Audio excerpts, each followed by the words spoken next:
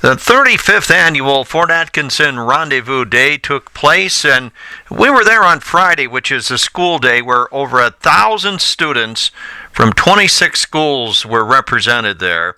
And we're going to be talking with a former teacher from Turkey Valley, a history teacher, Al Becker, who really has a lot to do with the Fort Atkinson Rendezvous Days and its success. First, let's watch Al and others blow off a cannon at Fort Atkinson Rendezvous Day.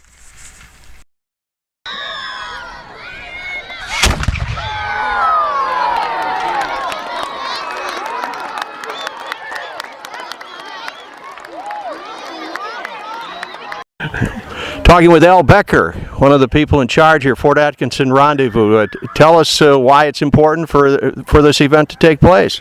Well, this is a cool day. It's called Kids Day or Student Day, and it's all free for all the schools. So we have students come in where they can see demonstrations and artifacts from the 1840 time period. And as a former history teacher, I'm sure you really believe that this is extremely important for young people to learn this important part of our history here in this area especially. Absolutely.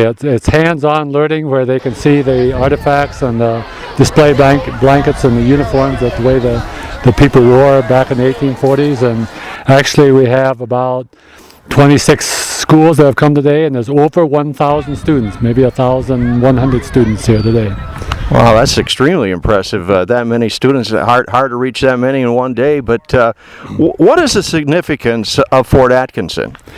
Well, the whole point was the movement of the Native Americans in here in 1840. So this fort was built to keep the Native Americans here so they wouldn't go back to Wisconsin, the Winnebago-Ho-Chunk tribe.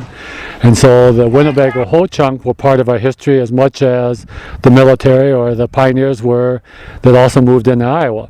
So when they were here from 1840 to 1848, then Iowa became a state in 1846, but no settlers could come up in this region. This is where the Winnebago lived then from 1840 to 1848.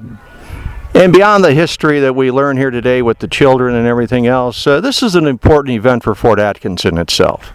Absolutely, for our history and the role that this played in Iowa history, because as I said, as we became a state in 1846, no settlers came here because this was still an element of our national government of actually keeping the Native American tribes here until it was time to let the settlers come in, and then they forced the Indians somewhere else. All right, Al Becker, former Turkey Valley teacher here at Fort Atkinson Rendezvous Days.